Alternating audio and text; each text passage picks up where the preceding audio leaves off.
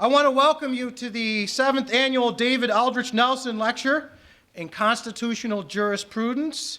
It's held every year on Constitution Day, September 17th.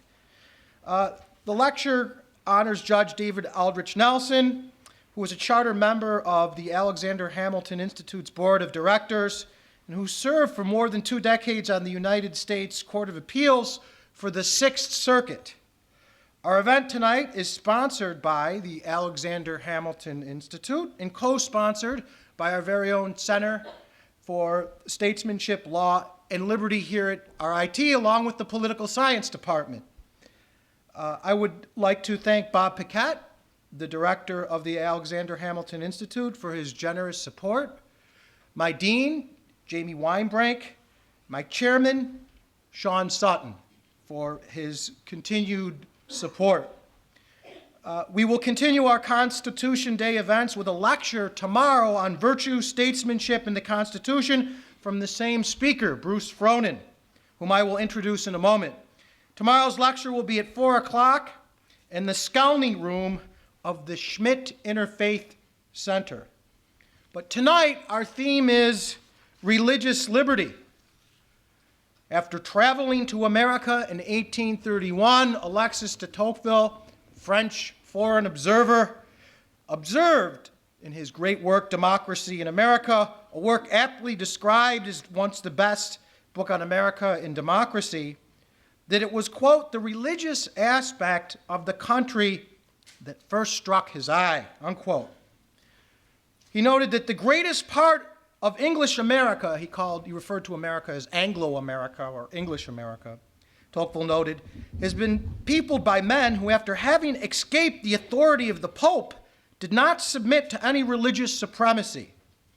They therefore brought to the New World a Christianity that I cannot depict better than to call it democratic and republican, unquote.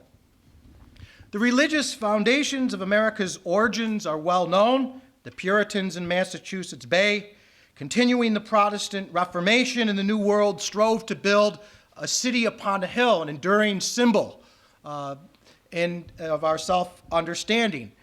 The Pilgrims in Plymouth Rock, a more radical Puritan sect, established the Mayflower Compact, the first written constitution in the New World based on consent.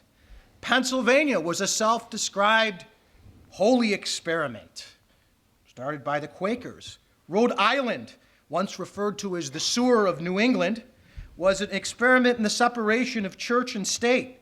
The phrase later used by Jefferson, separation of church and state, was coined by Roger Williams, the founder of the colony of Rhode Island. Maryland was a Catholic haven, which passed a Toleration Act as early as 1649 that included the phrase, the free exercise of religion. We may all be familiar with Benjamin Franklin's proposal for a civil religion that would strengthen the country's political institutions in his autobiography. America became a refuge and a haven for those seeking to practice their religious liberty. Religious diversity, at least amongst Christian sects, was a fact, a notable feature of the colonies, and quite an achievement given the wars of religion that had devastated Europe a century before. The unifying experience of the Great Awakening prepared Americans for the Revolution. Yet America was also profoundly influenced by a more secular strand of Enlightenment rationalism. Jefferson, for example, was a severe critic of sectarianism, of religious bigotry, and intolerance. He and James Madison famously led the fight to disestablish the Episcopal Church in Virginia and to defeat attacks for the non-denominational support of religion. Jefferson, of course, in his famous letter to the Danbury Baptists, describes the Constitution as erecting a wall of separation between church and state. While the Declaration, the foundation of the American experiment, I would argue, makes 4 references to the divinity, the Constitution never mentions God or religion except in prohibiting religious tests. Then again, the Bill of Rights, first 10 amendments to the Constitution, includes religion as its first freedom, the first freedom of the First Amendment. There are 2 notable clauses that relate to religious liberty that we will discuss tonight: the Non-Establishment Clause and the Free Exercise Clause. Indeed, there's a tension between these two provisions. Perhaps this tension has been vital to American liberty, one could make the argument. If construed broadly, the Non-Establishment Clause, in banning religion from the public square, might infringe upon the free exercise guarantee and vice versa. That is to say, the granting of an exemption for the sake of conscience, the free exercise of religion, may in effect constitute the preference of one religion over another, thereby undermining the very equality that the Establishment Clause promises to uphold. Interestingly enough, the same Congress that passed the First Amendment also approved of Washington's request for a national day of prayer and thanksgiving. So we gather here tonight on Constitution Day to reflect upon the legacy of religious liberty, the first liberty of our Bill of Rights. Our keynote, Bruce Fronin, will provide a historical overview of the struggle for religious liberty in America and a consideration of some of the core principles of religious liberty. After his presentation, we will analyze briefly the Supreme Court's application, or lack thereof, of these principles in two recent cases: Burwell versus Hobby Lobby and the Town of Greece versus Galloway, a case right from our own backyard. We will conclude with a question and answer session, so please hold all your questions to the end, and the panelists will do their best to answer them. In the 21st century, our century, religious bigotry, intolerance, and persecution have far from vanished. Consider the recent genocide campaign against Middle Eastern Christians, the resurgence of anti-Semitism in Europe, and the sectarian strife between Sunni and Shiite Muslims. America remains a haven. America remains a haven. And can America still be considered the land of the free in this regard? Are the Constitution and the Bill of Rights fitted for an increasingly multicultural and secular nation? Now I'd like to introduce our keynote speaker. Dr. Bruce Fronin has served as a visiting scholar with the Johns Hopkins School of Advanced International Studies. He was the Charles Evans Hughes Professor of Jurisprudence at Colgate University last year. He was a legislative aide to United States Senator Spencer Abraham from Michigan and is senior fellow at the Liberty Fund. Bruce is a prolific author. He has edited or authored 14 books. Two of his volumes, The American Nation, Primary Sources, and Rethinking Rights, were named outstanding academic titles by Choice. His articles have appeared in journals including the George Washington Law Review, the Harvard Journal of Law and Public Policy, and the American Journal of Jurisprudence. His research interests focus on religion in American public life, the nature, development, and prospects for constitutionalism and human rights. He holds a JD from Emory University School of Law and a PhD in government from Cornell University. He is currently teaching at Ohio Northern University Law School.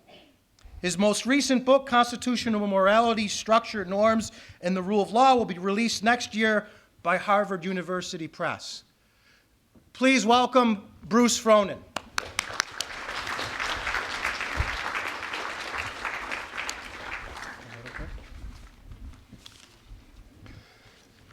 Thanks so much, Joe. Thank you for that kind introduction and for all the work that I know you, RIT, and the Center for the Study of Statesmanship have done. Thank you for bringing me here. Thanks also to Bob Paquette and the Alexander Hamilton Institute. I greatly appreciate and am honored by presenting the lecture co-sponsored by the Institute. Thank you all for being here. We need to talk today a little bit about religious freedom in the Constitution. And I hope that we'll remember that what we are talking about, in part at least, is religion. Which is to say, a social practice, not just free exercise by individuals, not just the lack of establishment by the government, but the practice by groups of like-minded persons of worship and ways of life. It's this understanding that I think is necessary in order to understand what lies behind more recent Supreme Court decisions and actions in our broader culture, which seem much more, since the era after World War II, seem much more to be concerned with the relationship between the federal government and each of us as individuals, either limiting us in our activities so that they don't harm others, or protecting us as individuals from potential tyranny from localities, states, and various social groupings, including religion. It is an interesting turn to a long tradition in which our pluralistic society has been seen as being made up by not just individuals, but the fundamental constitutive groups that individuals form and are born into, and in which they live the bulk of their lives. I want to just briefly mention one of the many issues that Professor Fornieri mentioned at the beginning during his introduction. He talked about the Declaration of Independence, which I know he considers foundational and of extreme importance, that document makes of the deity, in contrast to the lack of such mentions in the United States federal Constitution. And I think it is, in fact, a highly interesting and useful contrast to draw. And it points out something that I think is far too often overlooked in discussions of our Constitution more generally, but in particular in relation to things like religious freedom. Namely, that there was a distinction which the founders of our country recognized, which for a variety of reasons is no longer generally recognized, between those 13 independent states declared independent by that first document, which were seen as natural, organic, historically rooted focuses of attention and loyalty in which people lived. And the more distant, more artificial, more mechanical, hence more limited governments at the federal level, which was intended from its beginning to have a much smaller impact on the lives that Americans would lead. Now, in discussing this set of issues, I'd like to go back to the beginning, or at least as close to the beginning as makes sense in the American context. So, in the name of God, amen. No, I'm not about to give you a sermon. I may be accused of preaching, particularly by my children, but that's not my purpose here. That is, in fact, a quotation. It is the beginning of the beginning in some ways, because it is the opening line for the Mayflower Compact. The first line of the first constitutional document applied to the English settlers in North America. In fact, the Mayflower Compact carried on a long tradition, going back some 100 years in the mother country, where the Calvinist dissenters forged church covenants, they were called. Later they became constitutional documents, in which they would pledge to one another to walk in the ways of their Lord together, in order to form communities that could survive the intolerance of the Anglican establishment in Britain. They forged these communities by which they would elect their own ministers, by which they would regulate their own conduct among one another in religion, but also in economics and in social life, so that they could flourish as a group worshiping God in the way that they chose, but also leading the kinds of lives that they wanted to, and flourishing as a community. That document, the Mayflower Compact, by which the Puritans formed a colony in the New World, continues that those who signed the document, quoting, having undertaken for the glory of God and advancement of the Christian faith and honor of our king and country, are now forming a new colony, and we do, quoting, solemnly and mutually, in the presence of God and of one another, covenant and combine ourselves together into a civil body politic for our better ordering and preservation and furtherance of these ends. And by virtue thereof do enact, constitute, and frame such just and equal laws, ordinances, acts, constitutions, and offices from time to time as shall be thought most meet and convenient for the general good of the colony, unto which we promise all due submission and obedience.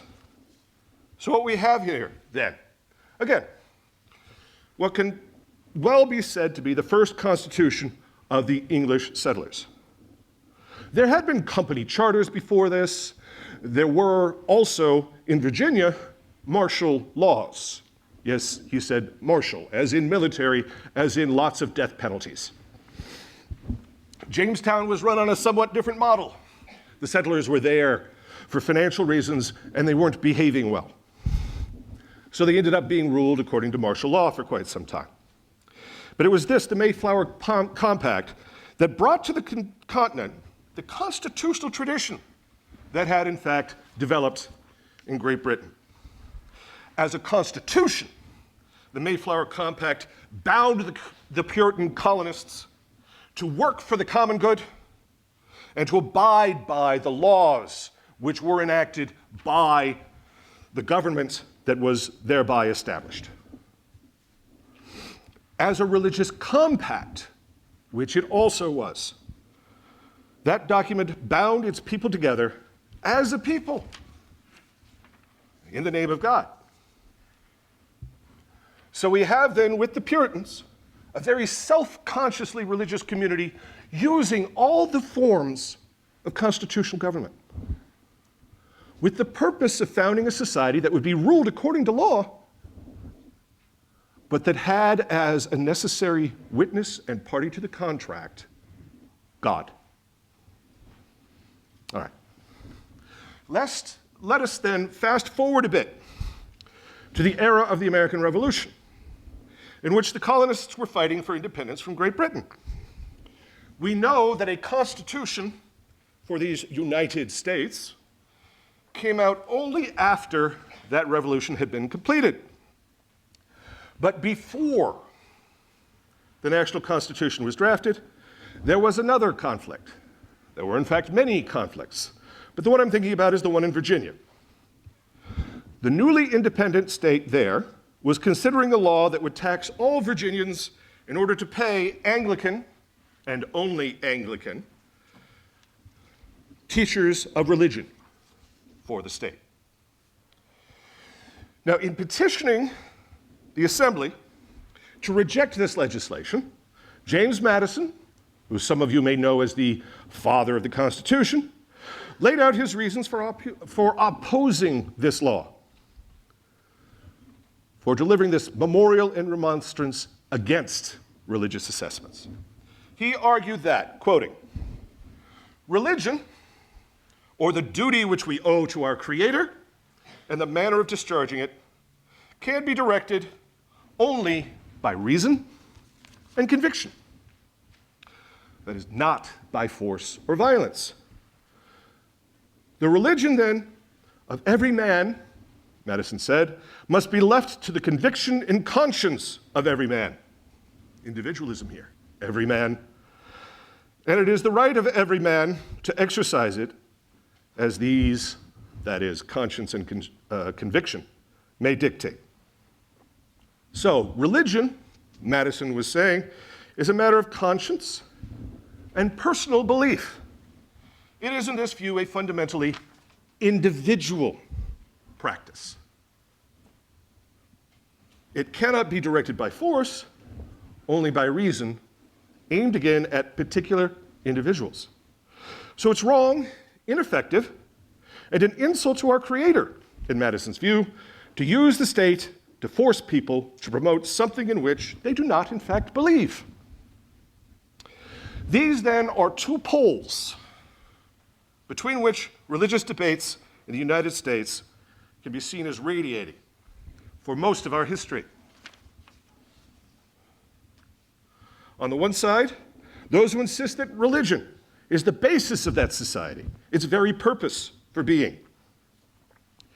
That we become part of a society, first and foremost, by sharing the commitment to a particular way of life, and a way of life rooted in religious belief and practice. The individualism of Madison, no doubt more appealing to college students such as yourselves, was in stark contrast to the community-centered views of religious groups active during the formative years of the Republic. But still, there is in Madison's Memorial and Remonstrance a clear reference and emphasis upon the duty each of us owe to God. That is a specific deity. And both coexisted for many decades, before the War for Independence and after the formation of the Republic. How did this happen? How is this, in fact, possible? We may begin with the words of the Constitution, or at least the Bill of Rights, in regard to religion. They're brief and found in the First Amendment. Congress shall make no law respecting an establishment of religion or prohibiting the free exercise thereof. We can be pretty sure what these words meant at the time the Bill of Rights was appended to the Constitution. What does it mean for Congress to make no law respecting an establishment of religion? It means that Congress shall neither establish nor disestablish any religion. It's important to keep in mind here that a number of states, 7 is probably the most accurate number, had established religions at the time of the founding and for decades thereafter.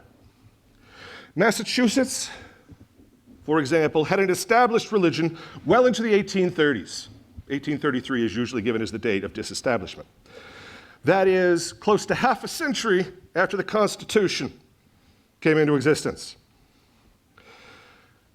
What we had then was a split in terms of the views of what the government was to do in regard to religion. There was one standard for the states and a different standard for the federal government. The states were, again, organic, natural forms of government in which people lived the vast bulk of their lives. They were in charge of safety, health, the welfare of their citizens. They were considered to have the legitimacy to pass upon, to enact, and to deal with fundamental social, political, economic, and religious issues. Issues on which communities were deemed to be competent to decide for themselves as communities. The federal government, on the other hand, was an artificial construct established for very specific and limited reasons. The federal government became necessary because under the Articles of Confederation, the states found that they were a feckless and embarrassed group of states. They had no respect on the international stage. They needed help in terms of foreign policy, in terms of defense, and they also needed to establish a common market of sorts among the states, to end the taxing of goods from one state traveling into another, and to establish certain fundamental institutions, post roads, for example, necessary for the country to function as a single economy. This kind of construct, even though in a number of ways it would act directly on citizens, lacked the purpose and it lacked the legitimacy to determine for a community so vast and so spread out, yes, so pluralistic, but also simply so spread out, as a relatively unpopulated nation in a time of horses and buggies was. It lacked the legitimacy and the means to act as a single community, legislating on fundamental issues of the social makeup of the people. So, one thing we know about the Establishment Clause is that it was aimed specifically at preventing interference from the federal government in what was going on at the state. But another question which arises at this point is just what is it we mean by establishment? And I think it's necessary for us to talk about this because this federal structure would end up being severely undermined, if not done away with, by the middle of the 20th century. So what does it mean to have an established religion? Well, the prime example, the paradigmatic example here, because it is the source of, well, America, would be Britain. And in England, the established church was truly established. The monarch was not only the secular ruler, but also the ruler of the church. Those in high office and many in no office at all had to declare, they had to swear an oath of loyalty to the king, not merely as king, but as head of the church. The monarchy was responsible for appointing, potentially dismissing, and controlling high religious officers, bishops. It controlled the liturgy. It made pronouncements through the pulpit. The church was to maintain records, birth records, baptismal records, marriage records, on behalf of the state. Taxes were collected from everyone in order to fund the one church, and only the one church. One was to make regular attendance in the one church, on pain of fines, potentially very heavy fines, non-payment of which could land you in jail. Oh yes, and if you were a Catholic or a Jew, you couldn't worship. Public worship in either of these religions was illegal. In point of fact, a number of priests were executed for fomenting what was considered to be treason. So what you have then in the British example, and many of these provisions lasted well into the 19th century, what you had in the British example was a clear establishment of a religion. Okay? Intermingling of secular and religious government, intended to make sure that people belonged to and supported the one official religion. Things were a little different in America, even before the Revolution. All right? Now, you did have in some of the southern colonies a kind of Anglican establishment. It was, however, much weaker, in part because people were just too spread out, and in part because people just wouldn't put up with as much from their government. You did nonetheless have, for a time, established religions in various colonies. One of the great fears that spurred the American Revolution was that England might actually send over a bishop, an appointee of the crown who would serve to instill discipline in these undisciplined Americans. So it was sort of established, but let's just say not to the English extent. And this was only in the South, and the Anglican Church, after the Revolution, when it became the Episcopalian Church, lost most of its public legitimacy. Most Anglican priests were Tories, that is to say, they opposed the War for Independence. So it was not long after independence that the Anglican Church, the Episcopalian Church, lost its primary support from various state governments. There was, however, another model, among many. An important New England model is presented by Massachusetts, in many ways the most American model, in that it was highly localist. If you lived in Massachusetts, the rule was, and it was a state rule, statutory rule, legal rule, find your own preacher, in essence. because the rule was you had to find a minister as a community, pay and support that minister, and the teaching of your children. It would include the religious teaching. The point was, communities, townships, villages chose, in essence, their own religion to establish. So you had established religions in the various local communities.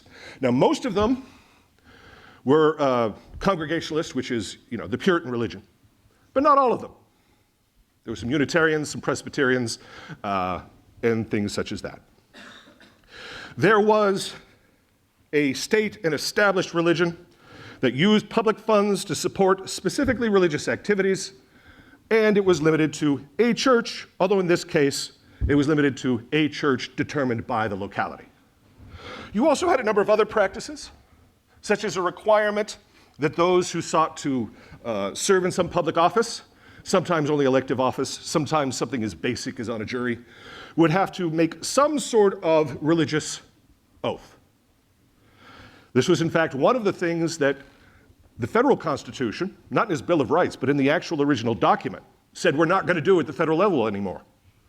Because at the federal level, we, being a more limited, distant government, aren't going to depend on these things. But at the state level, in most of the states, there was a requirement that you subscribe to some set of religious beliefs, anywhere from a very basic, vague deism in that Quaker land of Pennsylvania to fairly specific provisions in some of the other states. So, establishment really could have teeth, potentially painful teeth. But in the United States, it tended to be a less strict form of establishment, certainly than one would find in Europe. In Massachusetts, for the most part, what meant was that citizens had to come up with some religion for their community, and if you didn't choose, well, then the Congregationalists get it. What there was in general, almost nationally, was a kind of generalized support of Protestantism.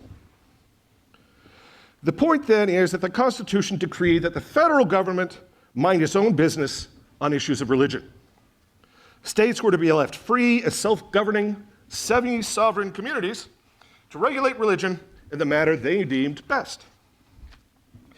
And everything from overt support for one specific religion to general accommodation of Christianity, or more general theism, to complete neutrality between religion and non-religion, all of this was to be allowed because it was none of the federal government's business. Period. Individual dissent would be tolerated more or less depending on where you were. Thus, if one was too much of a dissenter, one would in fact have to follow Roger Williams and vote with your feet. You could always go to Rhode Island, that sewer of New England. Okay. Obviously now things have changed just a little bit since this time. But why, how, and to what extent? To what effect? I want to just briefly, and in a very skeletal fashion, talk about some of this. The why really is the most interesting, or at least the most overlooked and misunderstood element here. The United States moved away from the localist tradition regarding religious establishment, religious freedom, largely out of a concern to protect American public education. Public schooling is at the center of religious freedom issues in the United States. It is today, one still hears about public school prayers, and it was during the early 19th century. American public education, a significant number of people decided, needed to be protected from outside forces.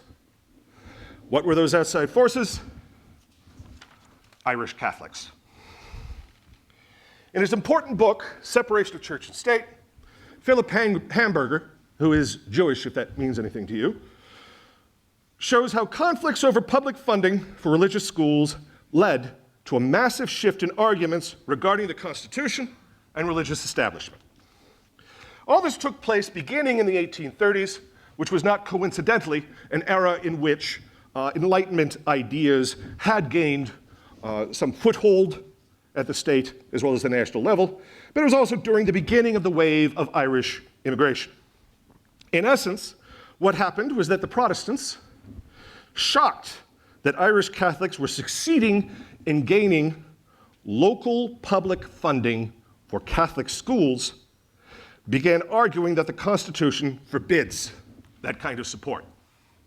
One must keep in mind that the state-run school is a relatively new development in America, that for most of our history, schools were run at the very local level, and that even in places like New York City, New York was one of the focal points of this struggle, what you had was a state which would hand over money to local organizations to run the schools as they saw fit. So this was a very local set of issues.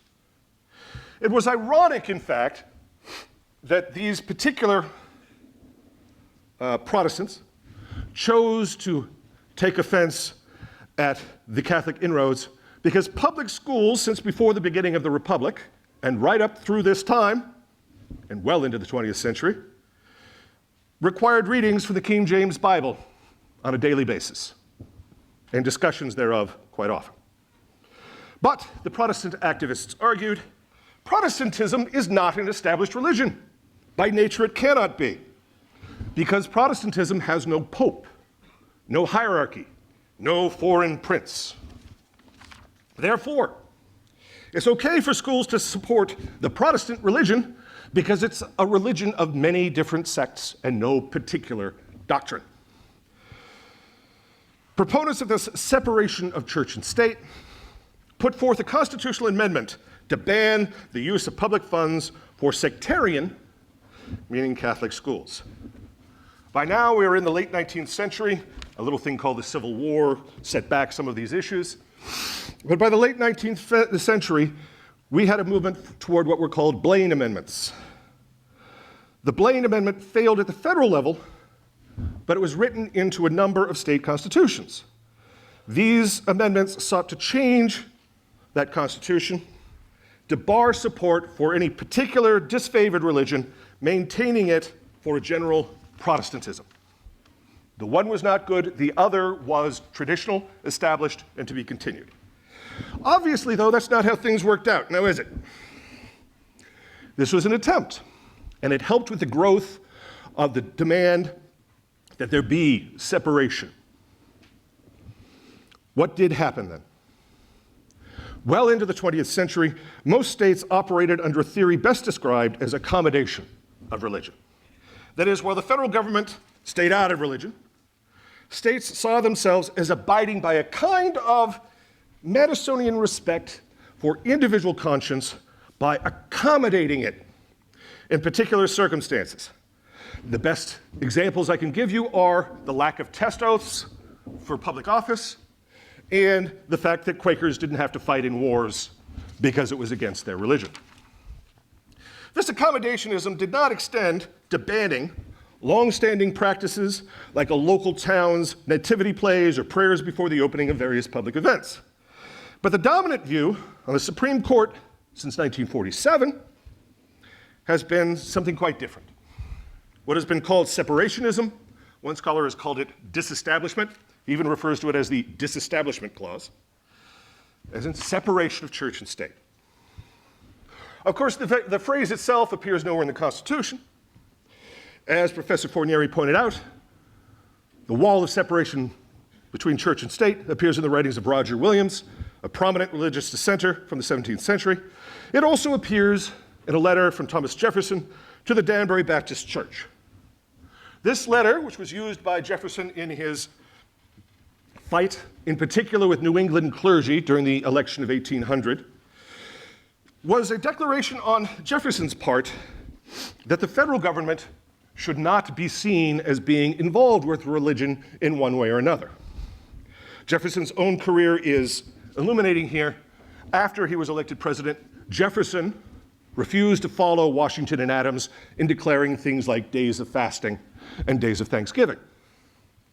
This was in contradistinction to his practice when he was governor of Virginia, when he not only announced such days, but he announced such days along with penalties for ministers who refused to do as they were bid, that is, to call the congregations together. Okay. So what really changed?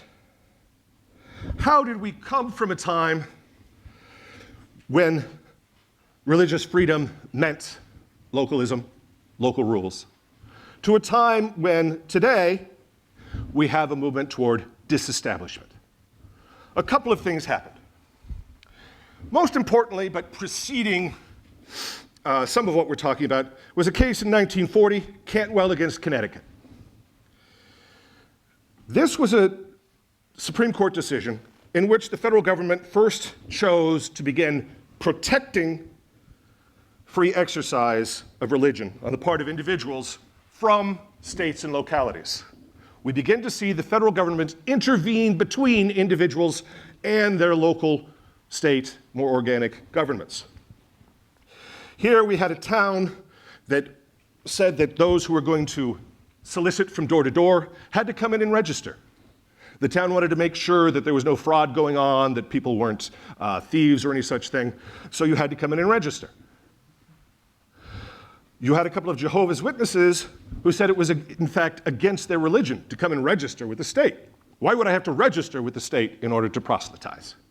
The court here found that this was too much of a burden on the religious free exercise of these Jehovah's Witnesses, so it struck down this rule. Well, how did it strike down this rule? I thought there was a separation between what the federal government could do and the state and local government. A doctrine called incorporation, by which the Supreme Court argues that the rights spelled out in the Bill of Rights, more or less, shall be applied to state and local governments on account of the 14th Amendment. This was an amendment passed, brought into law in the aftermath of the Civil War, intended to protect freed slaves from potentially murderous mobs and from laws specifically aimed at disenfranchising them and keeping them from things like access to courts. Incorporation has become the law of the land. There's a primary importance to what's happening. The state now intervenes.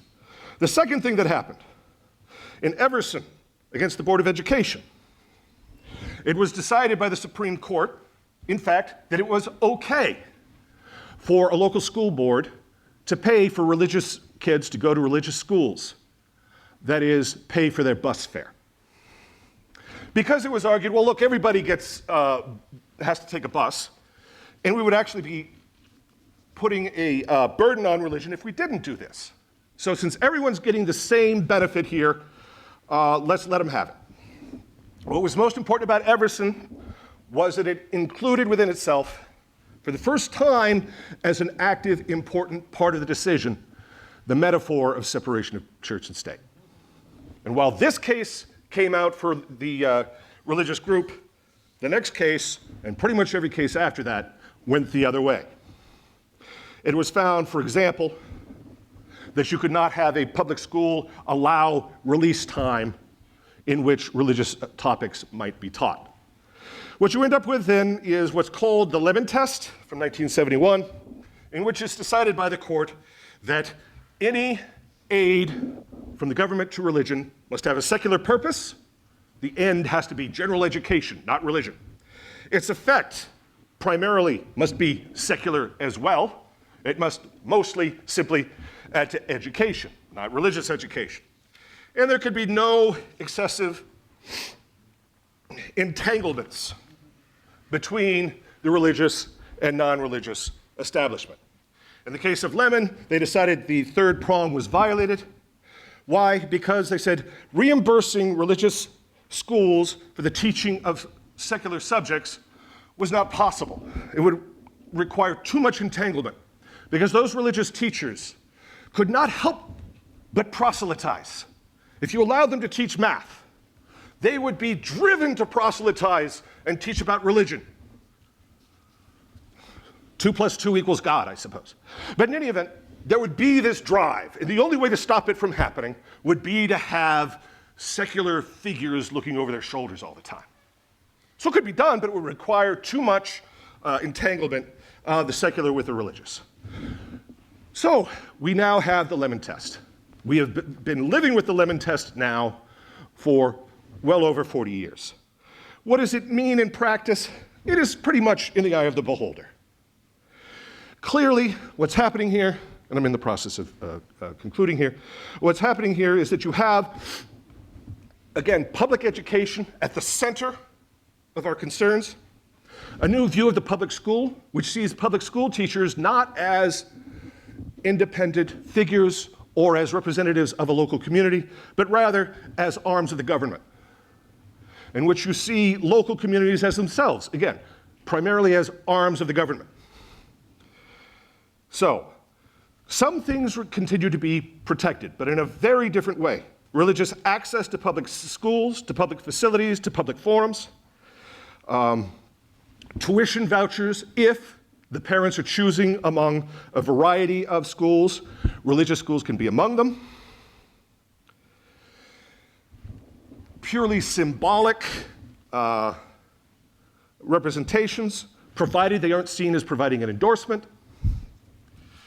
And being excused from certain requirements only if it's not a general law. The famous peyote case, in which it was found that a general law against ingesting peyote, having been violated by workers who were members of the Native American Church, could not be inoculated against by the religious beliefs of these people. So then what do we have now? We don't have really a coherent view of religious freedom in the United States.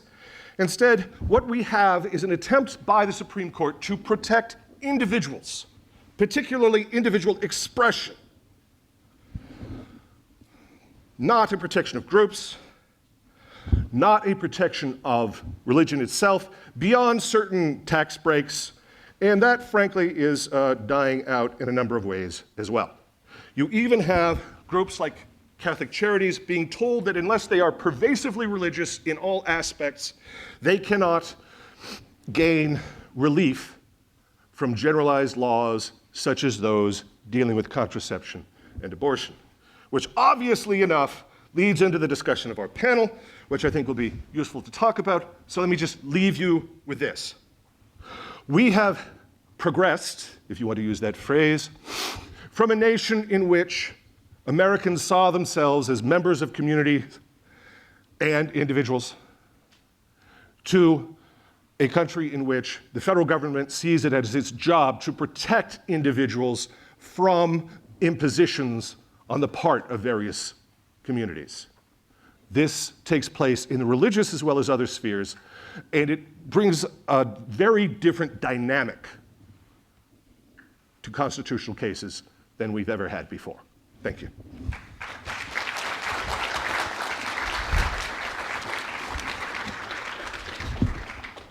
Steve, if you would. Thank you very much, Professor Fronin. I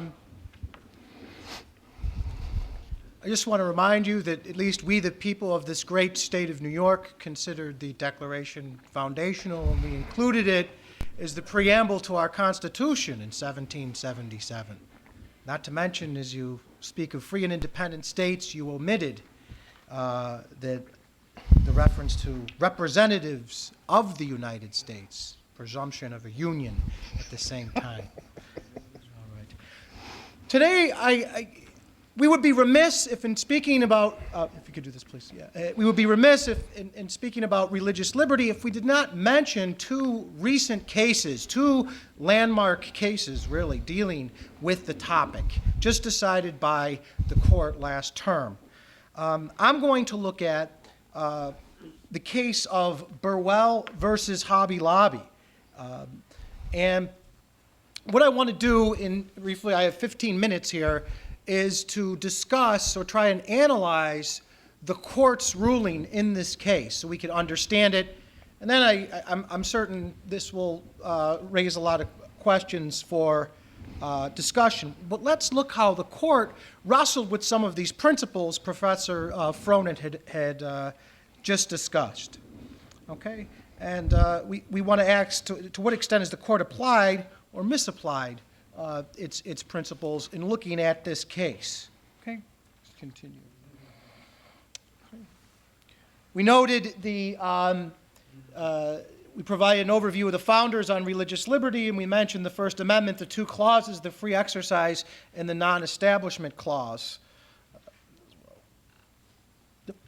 Please continue. Okay.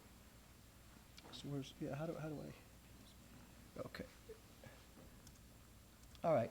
The issue in this case is whether the contraceptive mandate of the AHA, that is the Affordable Health Care Act, violates the religious liberty of a closely held corporation. Now, I want you to pay close attention to this term, closely held, because the court has given it a very specific meaning. Is guaranteed by the Religious Freedom Reformation Act, 1993. In the court's oral arguments, they refer to the Religious Freedom Reformation Act as RFRA. So I will do so as well. Okay, RFRA. Sounds like something from Scooby-Doo. Of course, our legal system is adversarial, so it's important to know something about the plaintiffs and the defendants and the claims of each. The plaintiffs here, those who are initiating the lawsuit, were closely held companies, at least as regarded by the court, of Hobby Lobby and arts and crafts companies located out of Oklahoma, and the Conestoga Company, which was a cabinet-making wood company in Pennsylvania. They claim that the mandate violates their liberty of conscience in compelling them to provide support for abortifacients. And by this we mean birth control devices that destroy the embryo. And therefore they see this, according to their conscience, as the destruction of human life. So their objection is that the state is compelling them to do something repugnant to their conscience. The defendant is the Health and Human Services, as represented by Burwell, representing the Affordable Health Care Act. The government is claiming it has an interest, indeed, according to the dissent, a compelling interest in providing access to contraception. So these are the conflicting claims. It's important to recognize the context of this case. Interestingly enough, and I know many are surprised, this case did not involve adjudication of the free exercise clause of the First Amendment.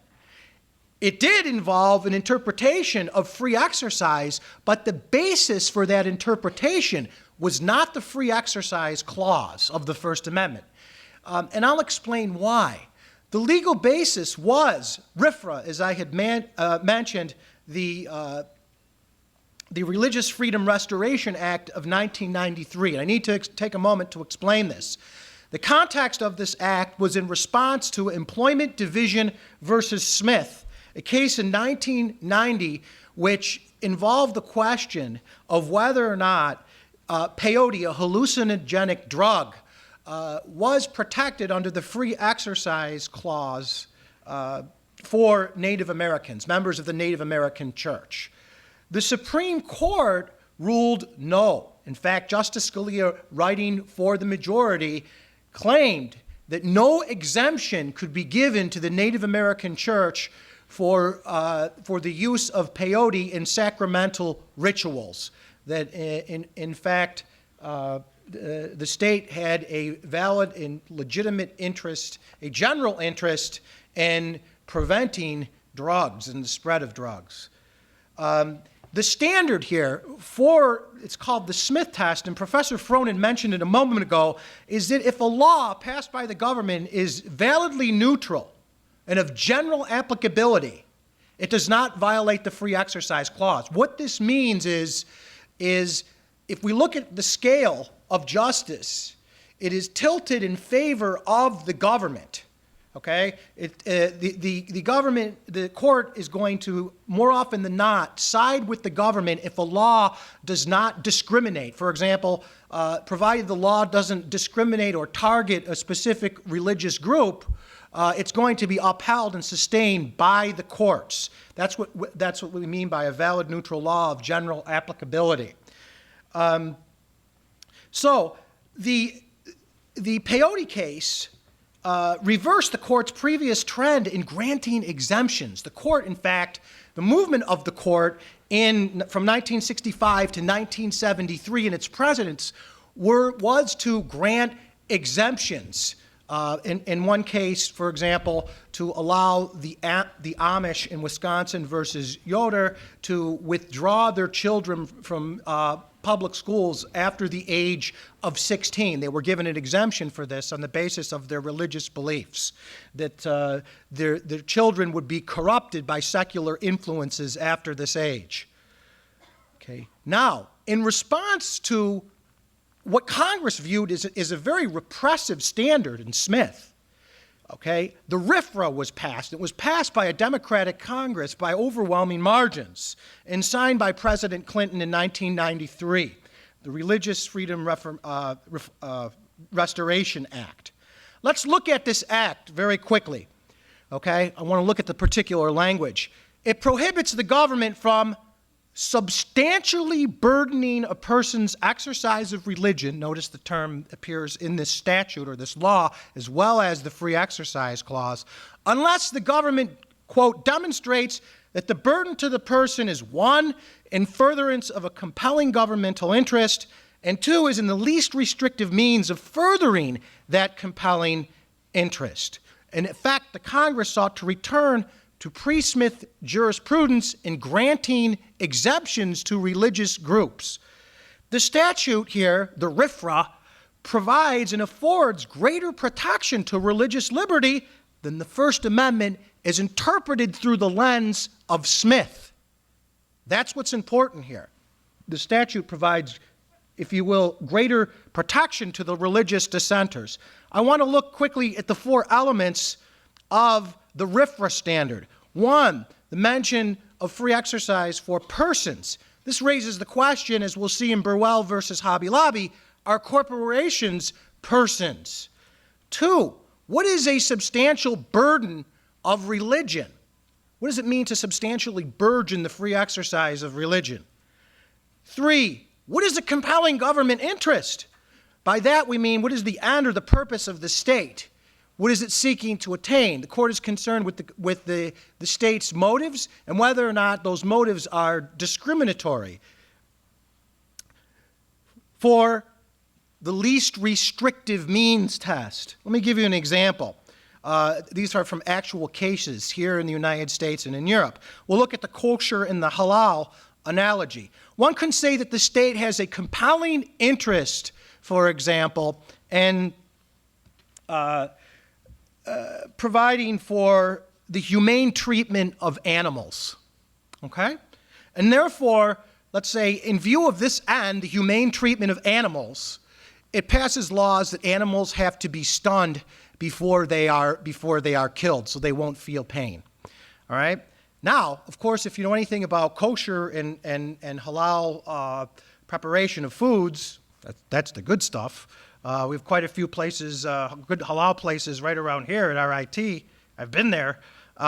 They cannot stun the animals before they slaughter them, right? So one can say, although the state may have a compelling interest in maintaining the humane treatment of animals, its means are too broad because they prohibit these religious groups, Muslim and Jews, from the ritual slaughter of animals. And therefore, one can still maintain the compelling interest, the humane treatment of animals, but one has to grant an exemption to kosher butchery, slicing of the jugular in this case. The RFRA provides a balancing test, okay? And we can think of jurisprudence very much as a balance, as an equipoise, or a weighing of different claims. On the one hand, there is the state's interest. And what is the state's compelling interest? On the other hand, there is the claim of the dissenter, of the minority in this case, Hobby Lobby, who are claiming that, again, their religious liberty is being violated by being compelled to provide birth control, of which they view terminates human life. Keep in mind that RFRA is a stringent test. The scale, in this case, is not even, but it is tilted in favor of the religious claim. The burden under RFRA is on the state. The burden is on government to demonstrate a compelling interest and to do so in the least restrictive means. If there are other means that can achieve this compelling interest that are less restrictive, okay, then in fact those have to be resorted to. I want to now look at Justice Alito's majority opinion in light of the framework that I just discussed. Persons. If we look at RFRA, we know that persons was an important element to the decision. Who would think that persons is controversial under law? Well, it is. It is controversial. And in this case, Justice Alito decided that for-profit corporations are persons, and he cited the dictionary definition of persons, which included corporations. Also, he noted that in this case, corporations are closely held. What does that mean?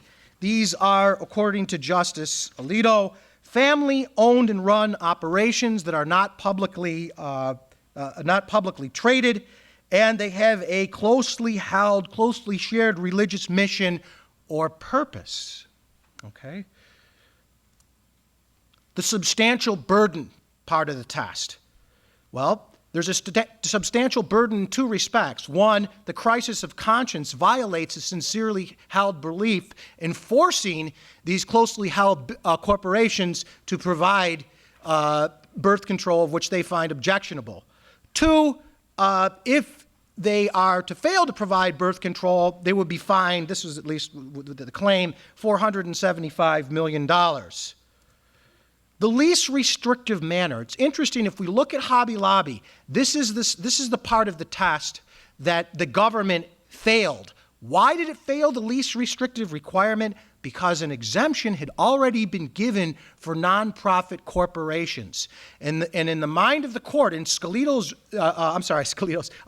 reasoning, it is, look, there's already, the government in making an exemption to nonprofit religious organizations is already conceding that there is a least restrictive means to going about this, to providing an exemption. And a tacit admittance to that corporations are persons. Finally, the compelling interest, and this is interesting, Justice Alito, in his majority opinion, does not really tackle this question. He simply says, we find it unnecessary to adjudicate the issue, because he says that this issue stands or falls in regard to the least restrictive test. So whether or not the government has a compelling interest in ensuring equal access to birth control for all women, for Alito, need not be considered because the government has already failed to provide the least restrictive means, even if we admit that this is a compelling interest. Quotes from Alito's majority opinion. The purpose of extending rights to corporations is to protect the rights of people associated with the corporation, including shareholders, officers, and employees. Protecting the free exercise of rights of closely held corporations thus protects the religious liberty of the humans who own and control them. Again, extending free exercise of religion to closely held for-profit corporations. Any suggestion that for-profit corporations are incapable of exercising religion because their purpose is simply to make money flies in the face of modern corporate law. That's what he's arguing. In any event, our decision in these cases is concerned solely with the contraceptive mandate. Our decision should not be understood to hold that an insurance coverage mandate must necessarily fall if it conflicts with an employee's religious beliefs. Other coverage requirements, such as immunizations, may be supported by different interests and may involve different arguments about the least restrictive means of providing them. What Justice Alito is saying here is that this decision is narrowly tailored to apply to closely held corporations involving the contraceptive mandate. It's not, it will not, he's hoping, expand to exempt people from immunizations, of which some religious groups may object to immunizations, and a dissent points that out. Our responsibility is to enforce RFRA as written, and under the standard RFRA prescribes, the contraceptive mandate is unlawful. Let's look at, almost done here, Ginsburg's dissent now, provide a balanced treatment of this. Justice Ginsburg argues that the interpretation of RFRA is too broad. Congress never intended the free exercise of religion to apply to for-profit corporations, she argues. She also distinguishes, she said, granted, exemptions have been made to nonprofit corporations, but these nonprofit corporations are religious groups. And you just can distinguish religious groups from for-profit corporations. Third, she claims that Alito's opinion in no way considers the effect that this has on third parties.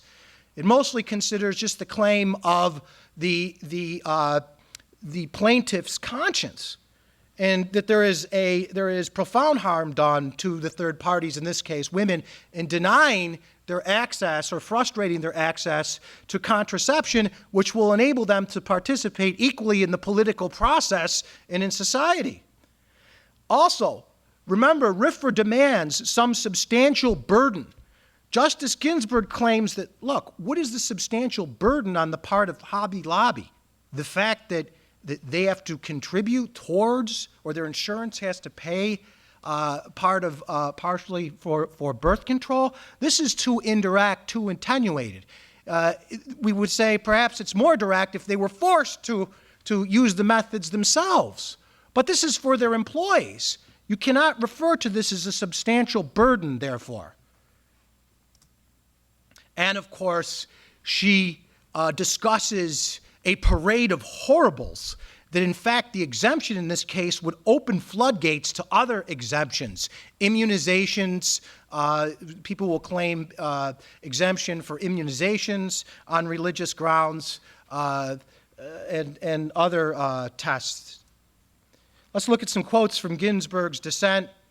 She says, in a decision of startling breadth, the court holds that commercial enterprises, including corporations, along with partnerships and sole proprietorships, can opt out of any law, saving only taxes, they judge incompatible with their sincerely held religious beliefs. The free exercise of religion is characteristic of natural persons, not artificial entities like corporations, she argues. No tradition and no prior decision under RFRA allows a religion-based exemption when the accommodation would be harmful to others, the third party argument. In conclusion, has the court struck the proper balance? Who do you agree with? Who do you think has the best of the argument here? You can see the conflicting claims. Has the court applied or misapplied some of the principles Professor Fronin spoke about? What next? There is an opinion right now working through the 10th, or a case working through the 10th Circuit Court in which a group is claiming doesn't want to have any coverage of birth control, wants it completely exempted. Thank you so much. At this time, I want to introduce my wonderful colleague, Lauren Hall, an assistant professor of political science here at RIT. She received her PhD from Northern Illinois University in 2007. She's written extensively on the classical liberal tradition, including articles on Burke and Montesquieu. She also works on the track in political science and the life sciences here at RIT, writing and teaching on topics such as the ethical political implications of biotechnology. Her recent book, Family and the Politics of Moderation, was just published by Baylor University Press this year, and she is bringing a world-class group of scholars to RIT in May 2015 for a symposium on spontaneous order in the social and political sciences. She's going to talk about the case in our backyard, Greece versus Galloway. Please welcome our final speaker, Professor Hall.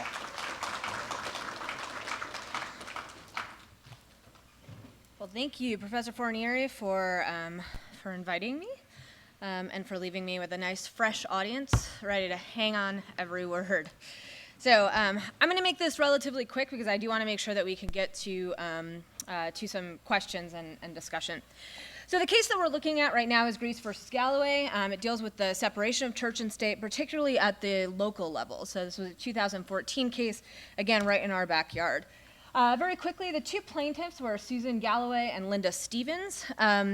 Galloway is Jewish, Linda Stevens is atheist. Both of them are Greece town residents.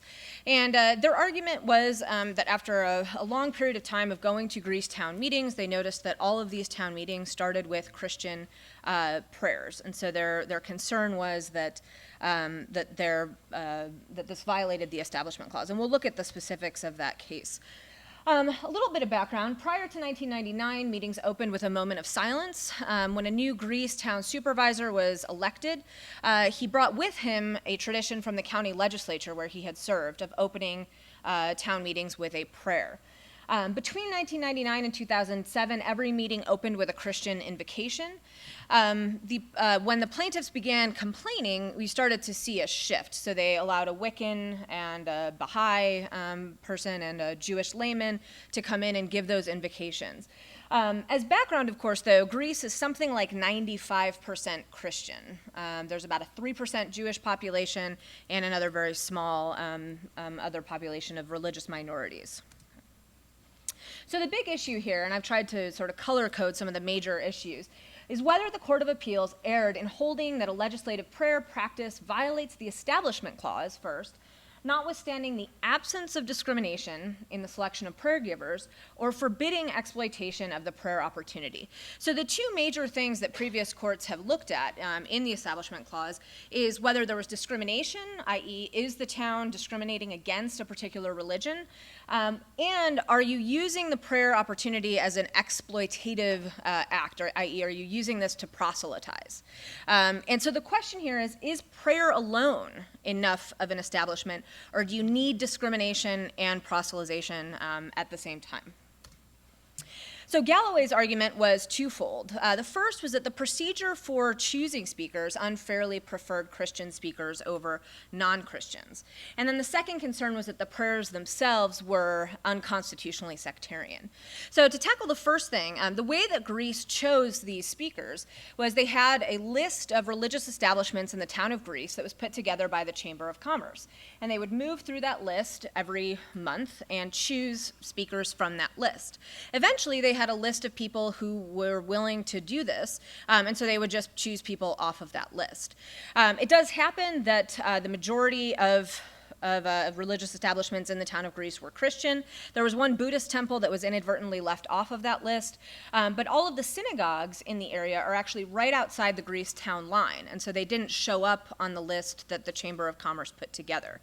Again, there's no evidence that there was intent to discriminate.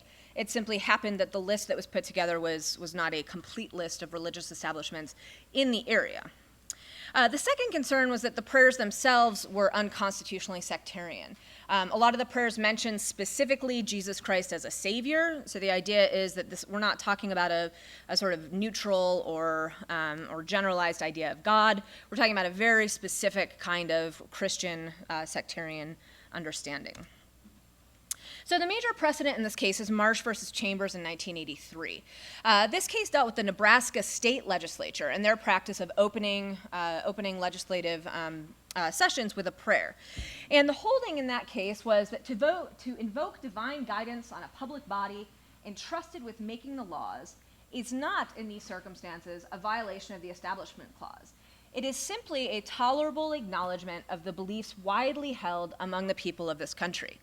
And Marsh used as the primary historical example, the example that Professor Frohnen brought up, which was that legislative prayer was very common at the founding. And in fact, this came up in the Marsh case and then comes up again in Justice Kennedy's decision. Within days of passing the Establishment Clause or okaying the language of the First Amendment, Congress also appointed chaplains for both the Senate and the House of Representatives. So the argument in Marsh is that you can't have a historical practice that was passed at the exact same time as the First Amendment cannot be unconstitutional. So this is the concern that primarily comes up. So Marsh versus Chambers is the really important precedent, but there are a couple other relevant cases. Lee versus Wiseman in 1992 looked at school prayer and found that invocations are not permitted. The major controlling issue in this particular case is that schools are a different kind of environment, that there's a kind of coercive element to public prayer in schools, and especially at public events like a graduation, where you either have to miss the graduation in order to not be a part of the prayer, and so that was too coercive, the court believed. The second case, which again Professor Fronin brought up, was the Lemon case, and that's Lemon versus Kurtzman in 1971. The part of the Lemon test that is most relevant for this particular case is emphasizing limiting government entanglement with religion. And this comes up again in Kennedy's decision.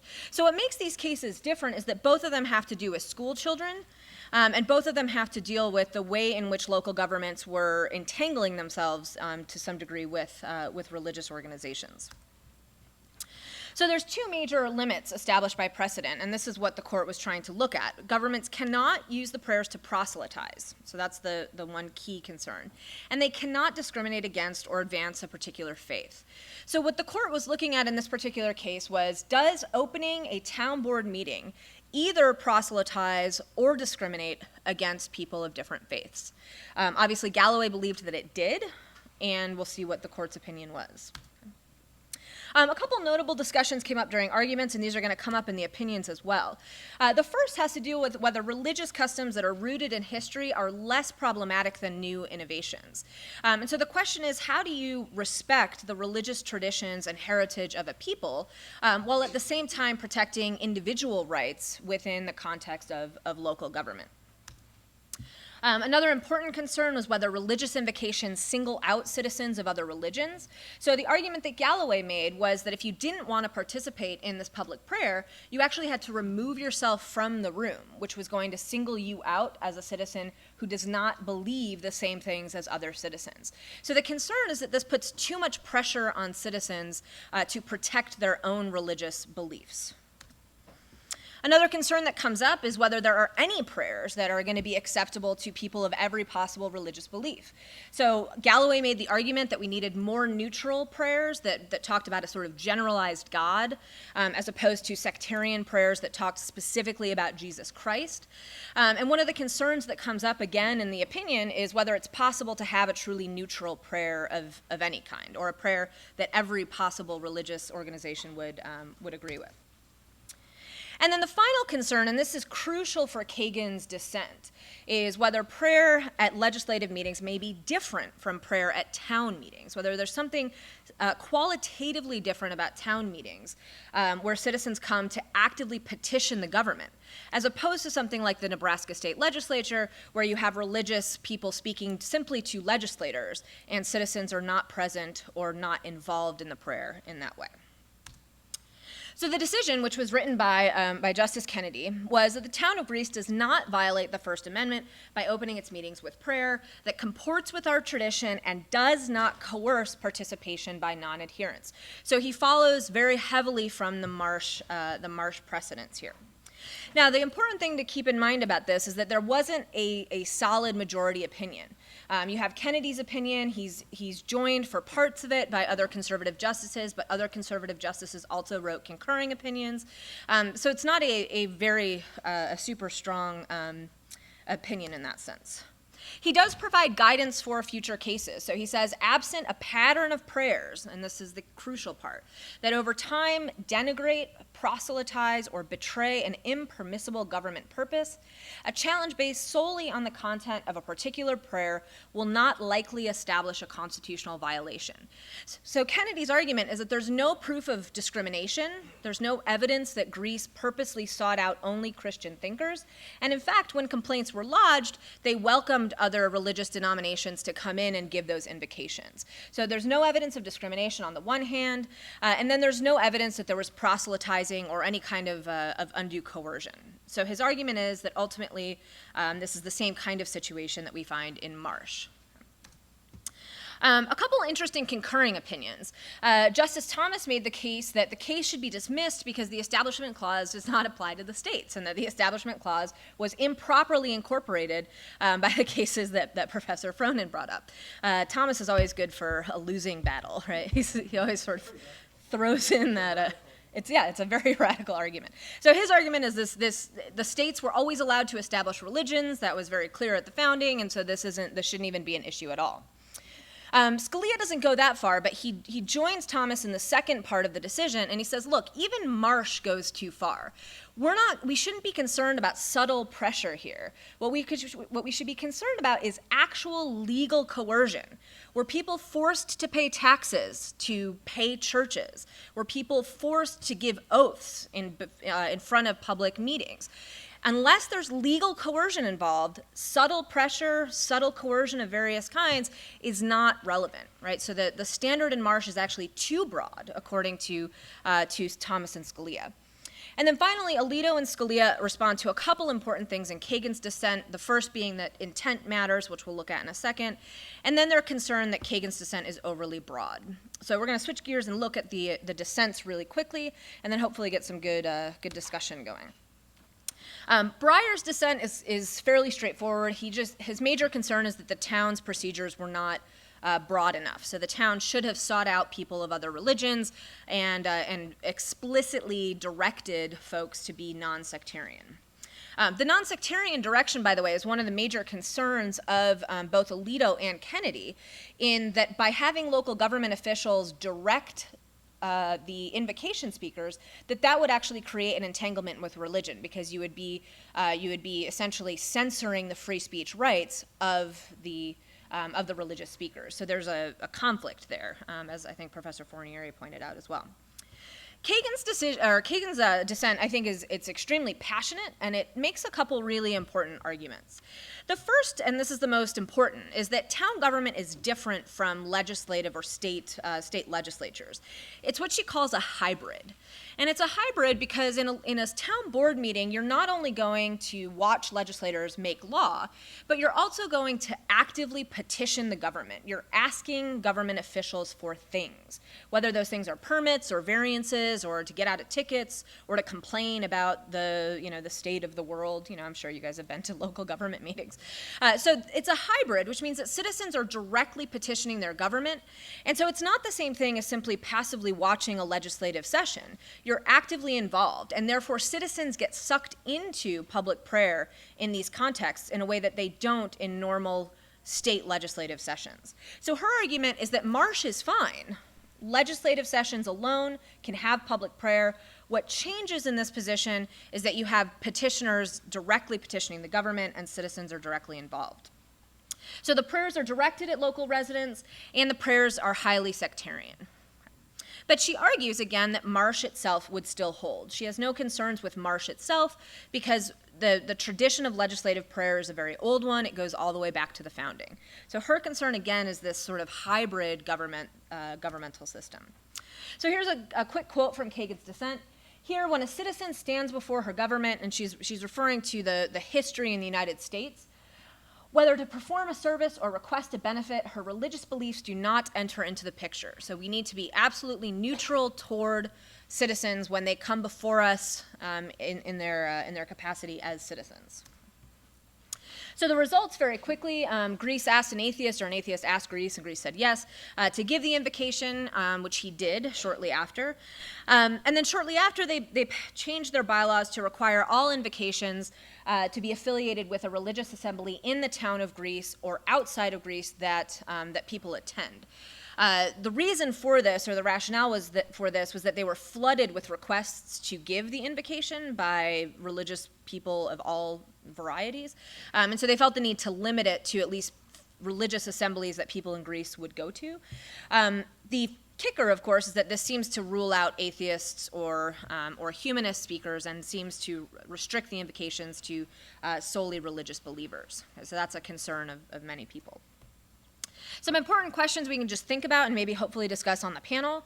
One of them is how far religious content has to go before it establishes a religion. So is simply giving a prayer at a public meeting any kind of establishment? Does there have to be this pattern that Kennedy talks about? So how exactly are we interpreting that?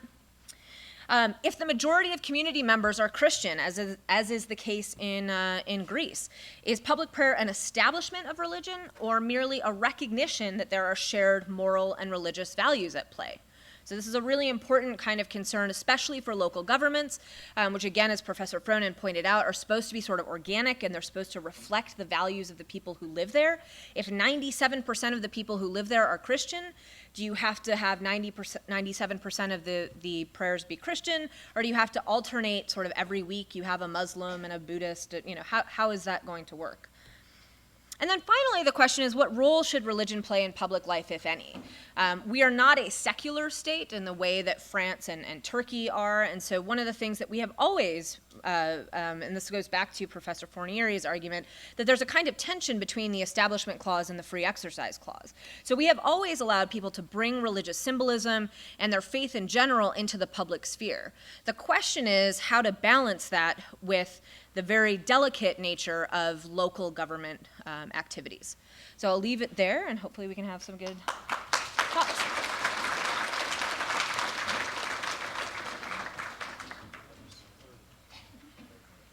Well, I thank you for being with us. Do you have any? I'm sure we have some questions. Please. Bruce, can you join us? Is this the speaker's here? This is nice. I need one of these. Can I borrow this? Yeah. Thank you, everyone, for coming. It's been long. But So, worth it. to go back to the case about whether contraception is a burden upon the religion of the employers, Yeah. and you said that the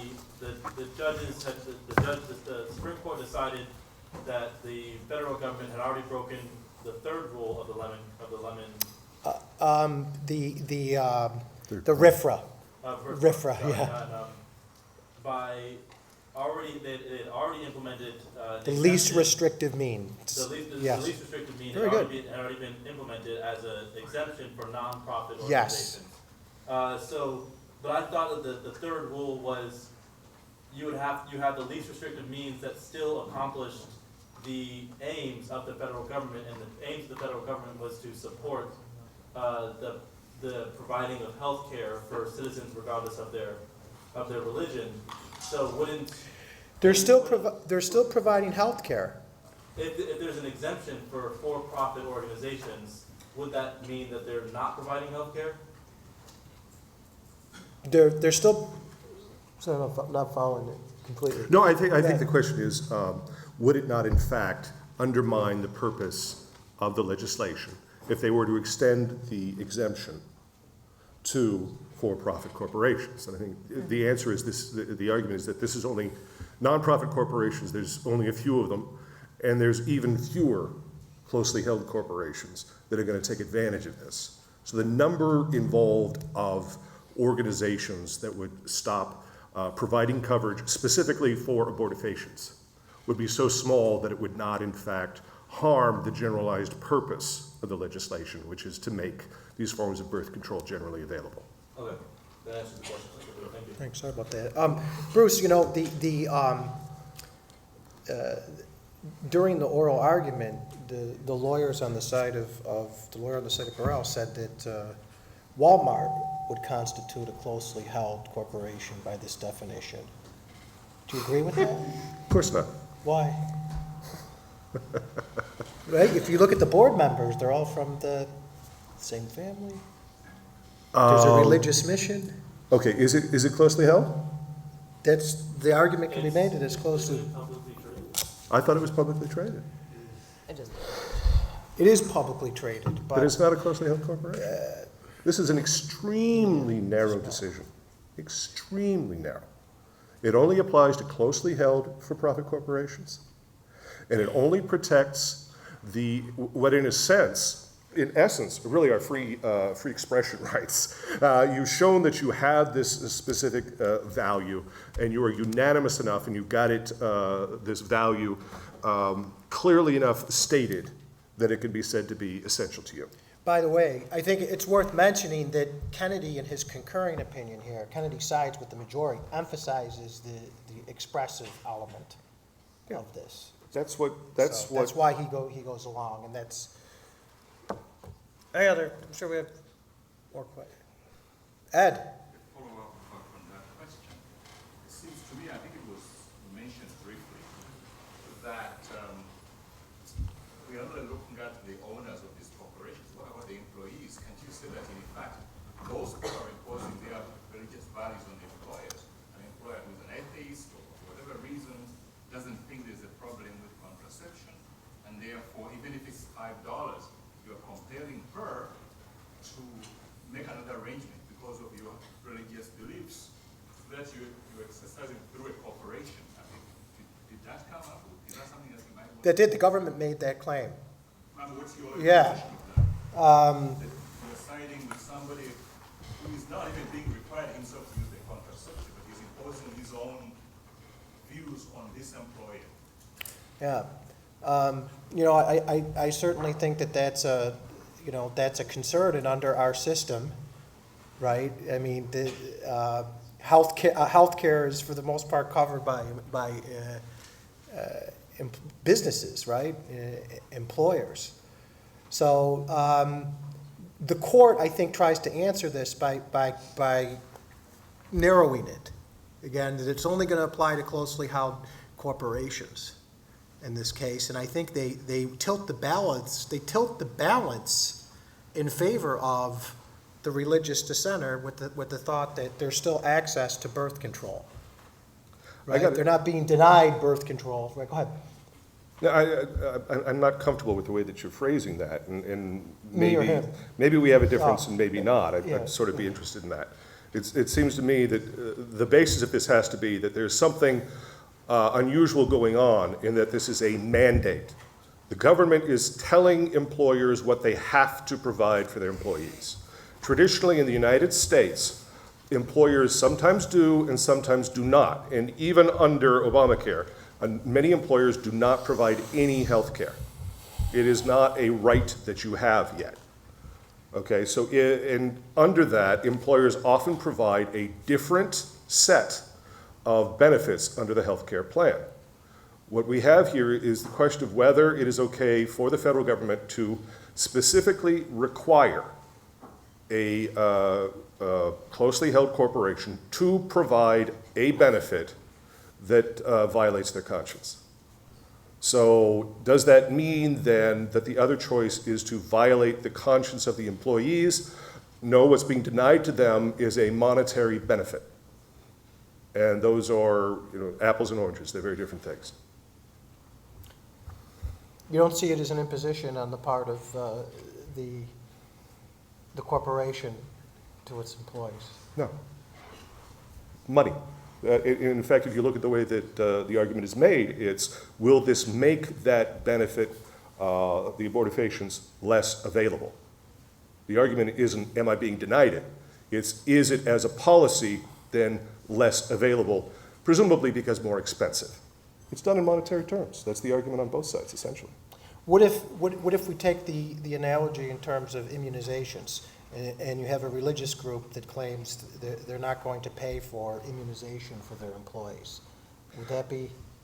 No, the argument, and I think Alito was correct here, is that this would not extend to immunizations, not because failure to provide that is an imposition on the employee, but because the governmental goal there, which is to prevent outbreaks of the plague, would simply not be served by these kinds of exemptions.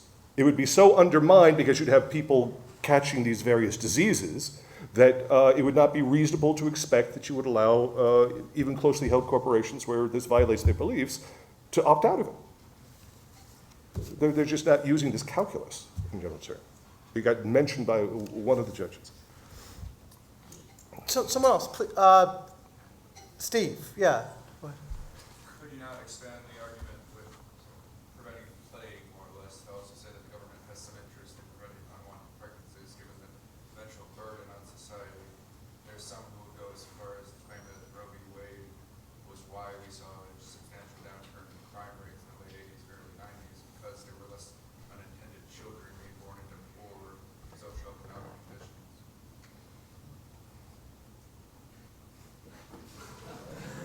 Either of you want to address? Well, I that? think Because I think the difference would be that the purpose of the the purpose of the ACA is not to prevent unwanted pregnancies. So there's a distinction, I think, insofar as the purposes of the laws are different in that particular way. That's how I would interpret it. Quick follow-up, yep. The purpose of the ACA is to support the general welfare of the society in terms of its health care. That's an aspect of it, in the same way that if I fall at work and hurt myself, and I can become healed and better, I can then contribute back into the economy. It's just different flavors of. No court is going to allow you to read any legislation that broadly. This is not, because that is making it whatever we want to make of it. It's not a valid legal argument. How the Supreme Court works. Andy, you had a question? Yeah, it was kind of in his vein, but I think Bruce mentioned it earlier, maybe answered it already, but what is to stop future companies being closely held and popping up around the United States by various religious groups? Muslims, talking about Sharia law, or Scientologists not wanting to cover psychological care, Jehovah's Witnesses not wanting to pay for blood transfusions, and so on. Is there a slippery slope argument in that regard? Again, this is extremely narrow. There aren't very many closely held corporations, and it would depend on what it is that they're refusing to support or attempting to support. It was Sharia, I'm not sure where that goes, except I think it shows how far you have to stretch in order to make this kind of slippery slope argument, because it's not like an employer has the right to cut off the hands of any of its employees. But I this don't is, know yeah, what's this is, physical. this is Ginsburg's slippery slope argument in her But dissent. it That's her concern, yeah. doesn't really work, though. What about blood transfusion, Jehovah's Witnesses? Specifically, that's one that Alito specifically addressed. But you can test it later in court if you want to bring it up. You can always sue your way to the Supreme Court. I'm sorry? You can always sue yourself to the Supreme Court and argue that it was narrowed in this respect to contraception, but what about other aspects that we can now narrowly address? The problem with that argument is that you can't come up with believable examples, because all of the examples that might qualify there are ones that have a broad health impact, and therefore there's a compelling state interest.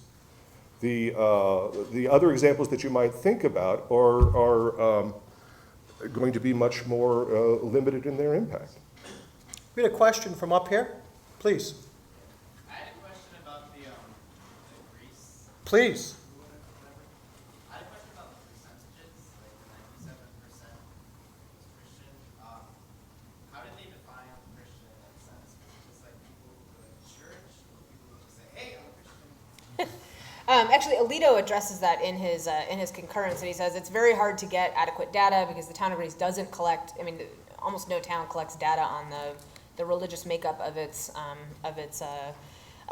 population. But from the little data that we have, it's something like, I mean, it's certainly in terms of the number of the proportion of religious assemblies that are Christian. It's 97% or something. Religious assemblies in Greece are Christian, and then. I'm not sure exactly where the data comes from, whether it's the census data or what, but, I think it's people who subscribe generally to the Christian faith, who believe in some kind of Christian God. So it's not people who are going to church every Sunday or anything like that. We had a, yeah, please. I was wondering if, in the Hobby Lobby case, if it sets a possible precedent for how third parties are treated, because I know that, unless I'm remembering correctly, that in the Amish case, I don't remember what the case was called, but that the third party being the children was not really considered in the ruling. They were ignored as far as I can No, remember. that's not true. You're talking about Wisconsin against Yoder. Yoder. Yoder. Yeah. Not in the majority, that Justice, the author of Griswold, Douglas, claimed that the decisions, the views of the children should be taken into consideration, and he had mentioned that in the case. So it wasn't No, it's more complicated than that. He was saying that you needed to treat children as if they are adults and talk about them being exposed to a wide variety of viewpoints, that the old order Amish are in fact too insular, and therefore the children are being brought up in a stunted atmosphere. Well, Douglas was saying, no, it's a question of individual autonomy for the Right, kids. among youths, For the among youth, those yeah. who are highly young. The majority decision did in fact address the effects on the children in the sense that it said, will these children be given the skills necessary to be productive members of society? Now, it was looked at from the viewpoint of society, sure. Right, But it clearly was intended to talk about the role of parents and the duty to create employable adults. It did talk about the effects on the kids, but I think it was a question of the self-determination of the kids in making the decisions. You're dealing with themselves. minors there, so that's Yeah. always dealt with differently. Question here. Is it true, my understanding, that the details regarding in the Affordable Care Act that dealt with, for example, the requirement for the abortifacient drugs was really not in the act itself, but it was detail that was then provided by Health and Food Services and the bureaucrats in that organization? And if that's true, is it possible with the next administration or some further administration that those details could be changed and we could be back again with a whole set of other scenarios and details that are totally different than what we have now, which begs the other question is, the hell is the government doing involved in this in the first place? At least that's my opinion. Who is that guy? Is that true? That it really was, those were put in later and the general act itself did not have that level of detail? Welcome to administrative law. Yeah, it was put in subsequently. It is in But many what ways subsequently? arbitrary. It was included later, yes. Yeah, which means But there was also, it could be changed then, right? it was highly recommended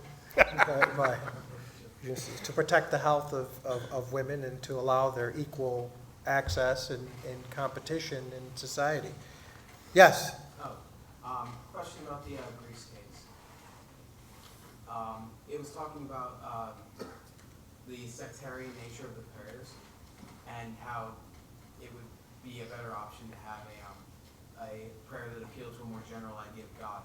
How then do you reconcile the problem of people who have no belief in God? How can you have a sectarian prayer that appeals to an idea of atheism or agnosticism? The short answer, of course, is that they were not primarily concerned with atheists. The reason for these invocations is to sort of remind people of a higher power, to unify people around, sort of religious beliefs. And the understanding, of course, is that there's going to be, a sort of minority of atheists, and that this is not necessarily, even the respondents, even the plaintiffs, one of whom was an atheist, said, look, just talk about a general God and it'll be okay. They weren't talking about secular, because then you're talking just a moment of silence or something like that. So even the atheist said, look, just talk about a generalized God and we'll be okay. So the concern was that there was a lot of references to Jesus Christ specifically. But you're right, and this is what has come up in recent days with the new way that Greece has now chosen the invocation speakers, is that seems to rule out atheists and humanists altogether. Did you want to follow? Yeah, I want to say something real quick. Part of the court's establishment jurisprudence has been this striving for neutrality, that the government cannot prefer religion over non-religion. However, whether you think that's misguided or not, but was that principle violated here? Were they, is this government neutrality, or can one see this as an endorsement of religion, an accommodation of religion? First of all, that's not a generalized rule. It's something which is a fairly recent origin and applies in the public school context, but has never been applied in the realm of what's considered to be, ceremonial deism. In Marsh versus Chambers and in those. Well, there are a whole series of cases, Yeah. actually. But yeah. in the school setting, certainly. Yeah. So the neutrality position, which has never had a sustained dominant majority for it, it wins now and again. Okay, doesn't apply in this kind of case at all. Yeah. Never has been seen as. You've had your hand up a long time. Go ahead, please. And then I'm just going to take maybe one more question, and we'll have to conclude. I appreciate everybody being troopers here. So, going back to the Holly Valley case, sorry, I understand that the exemption is so narrow that it would not undermine at all the federal interest, the federal government's interest to provide health care for women. And I also take in point that maybe the federal government should be involved in health care at this level in any way. But and this might be comparing apples to oranges. But how would you? Because you mentioned that the federal government should not be able to mandate certain corporations to do this kind of thing. So then, how do you view things in the light of affirmative action, where the federal government mandates a certain amount of minority employees? Bruce is pretty consistent on these issues. Fair enough. A certain amount of percentages, they're not supposed to mandate percentages, they're supposed to mandate procedures and attempts.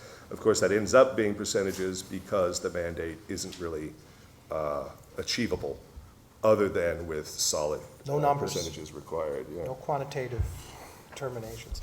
One more question from a student, please. I'm sorry, Ed. Yeah, boy, I don't want to cut. Maybe we'll go for 3 more questions. All right, quick, because I don't want to cut you guys off. Please, what was your name? Brian. Brian, please. And then this is what we're going to do quickly. You there on the left, and then right up there, because we had 3, and then we'll cut it off. First of all, I think it was during your presentation you mentioned Judge Thomas's perspective that the Establishment Clause doesn't apply to states. I was wondering how much that would hold up, and if, in the case of Greece, if we assume that saying Christian prayer was paramount to establishing Christian religion, is that admissible as long as you're not persecuting the beliefs of another, or is the mere act of saying the prayer considered persecuting the beliefs of other, as the Jewish Greece suggests? I think the argument, and Bruce might be able to weigh in here. Again, I mean, I think the argument that Thomas would make, Thomas is bringing up the rear in a lot of ways, but his argument would be that local governments are really, they have a lot of freedom to establish various kinds of religions, and so they can, they could do totally sectarian prayer of a very, very specific sort without any kind of constitutional problem at all. Because really the Establishment Clause only applies to the federal government. So this would open, if Thomas won, which he never will, it would open the floodgates for local and state governments to make religious dictates of various sorts. You'd have to overturn Everson. In addition to the fact that this is just tossing a bomb to see what happens, I think that's right. But you might want to keep in mind what would actually happen in a lawsuit here, which is not that it would stop, that everybody would say, oh, it's local, you can't do anything about it. It's just that the lawsuit would go to the New York Supreme Court. And chances are in New York, you'd have a problem. Because New York is almost certainly going to be the kind of a state that would have a problem with these sorts of activities. You'd simply have 50 different sets of rules regarding what is permissible and what isn't. Haven't you been hard enough on New York State? I'm going to take it to the Adirondack Mountains now and say, take it as a compliment. Please, yeah. Would mostly health corporations that need to mandate that they not use aborted patients from the get-go, or would they be allowed to change their policies if they decided the people up top decided to change them for whatever personal reasons they came up with? What would the ruling say on that? Go ahead. It'd be hard because you'd have to show that it was a sincere belief. That's right. And there would be, if it's new, there would be a real view that maybe this is done for political or even economic reasons. They're allowed to, in a sense, interrogate you about that. So I'm not saying that if it's new, it wouldn't happen, but it makes it much more difficult. And one more, thank you. Yep. Yes, there's a situation, I think it was in Oklahoma a while ago, where there was a town hall where they posted the 10 Commandments, and another group raised money to erect a statue of Satan right next to it, on the grounds of if they include one religious symbol, they have to include any religious symbol. Right.